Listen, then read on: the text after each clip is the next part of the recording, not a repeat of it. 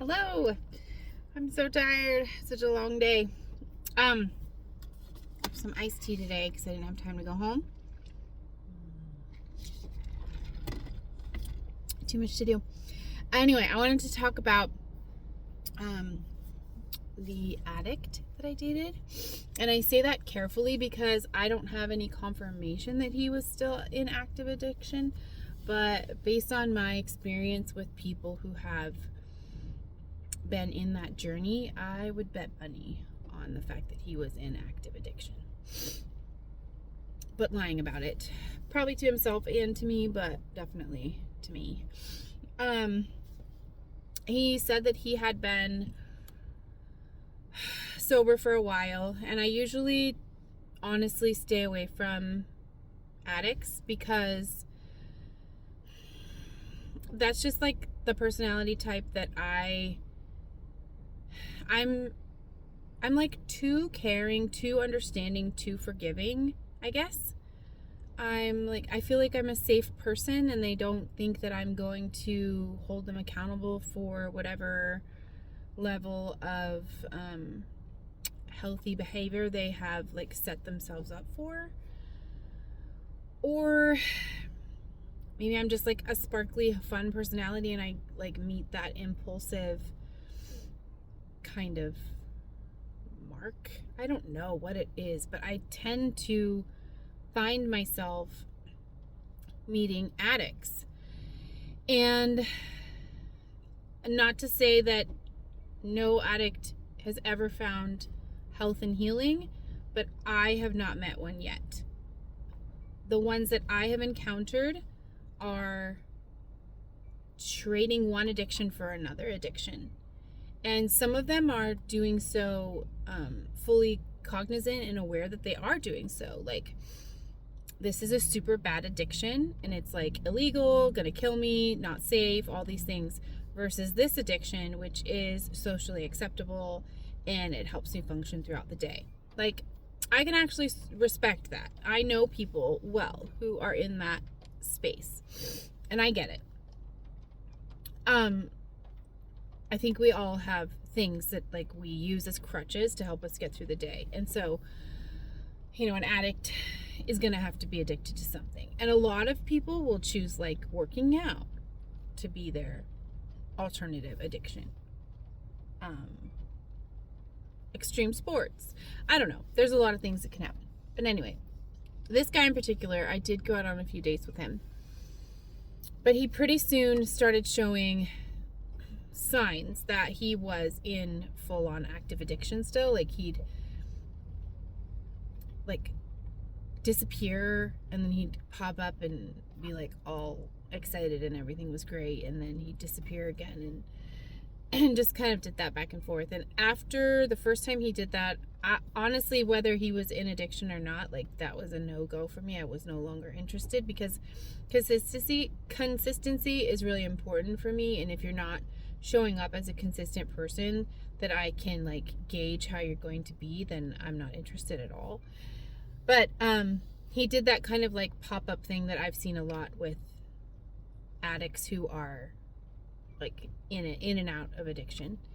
And so I just have a personal boundary. Like, I'm not going to involve myself with someone.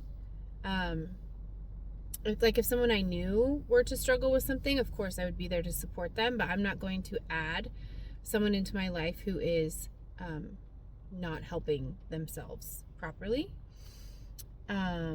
Primarily because I've done enough. I've helped enough people. I have put my own personal safety and well-being at risk enough for my life, and I have exposed my children inadvertently to enough people with those bad habits. I don't need it anymore. If like my capacity is just not there, I don't want that. I'd rather be single, and that's my choice, and that's okay. I know other people have a different choice, and I totally get it because I've been at a different place at different times in my life. But for me, I'm just not interested. And yes, everybody does deserve to be loved, but not by me. Like, there's somebody for everybody. I'm sure they'll find their support somewhere else. And And that was a really hard place for me to get to. But honestly, I'm not loved by everybody that I encounter. I'm not supported. So the fact that I had to turn that mirror around and realize that I don't have to give 100% support to every single person that I encounter, because I don't get 100% support from everybody that I encounter. That's just not right or wrong. It's just about capacity and ability, right? So I decided not to pursue that, and I told him that I really wasn't interested, and he made a huge show of how terrible it was and how it was just ruining his life that I wasn't interested. And I was like, we went on 2 dates. We went on 2 dates. Really? You were that connected that quickly after 2 dates? That's crazy to me. I've noticed that, and I don't know if other people have noticed this, but I've noticed that addicts in particular will attach themselves to a potential romantic partner kind of the same way that they would to their addiction. It's this a need to have it, desperate, have to have it. It's kind of a frenzy, but they're not really sure what they're connecting themselves to. They don't really know the person well enough to actually be connected. But it's they're chasing that high of being chosen. So I have to be really cautious about that, because I want to be chosen for me, not because I just fill a void.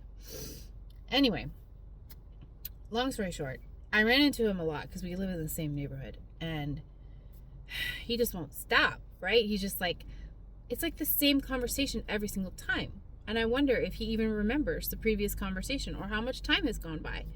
And I am obviously concerned for his health, but also dude, every time it's oh my gosh, I've missed you so much. My life is just empty without you. I can't believe, it didn't work out between us. What do you think about trying again? And one time, I said, sure, you've got my number. This is my capacity. This is what I'm available to do. Text me some details and let me know. I never heard back from him. I didn't really expect to, but, there's that slight chance, I guess. But he's clearly in and out of active addiction. And I feel for him, but I can't join myself up to somebody that way, especially in a romantic way. I can't. I can't do that to myself, and I can't do that to my kids. So it was kind of disappointing. But in that process of seeing him and not seeing him and meeting other people that know him, he was hiding a whole lot of stuff. He's got a history, he's got a record, he's got kids he didn't tell me about. He's not even living on his own. He's still living in I guess they would call it a halfway house of some kind, because he's still on probation. He was hiding a whole bunch of stuff. So all of that to say, usually when you see a warning sign, it's the tip of the iceberg.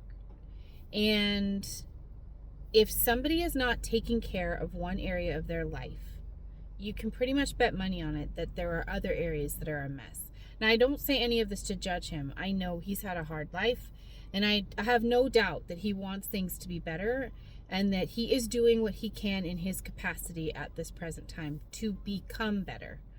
I know that it's a sickness. I know that it's hard. I know that it's difficult. That doesn't mean that I have to connect myself to him romantically or join myself up with his life and become, kind of part of that, right?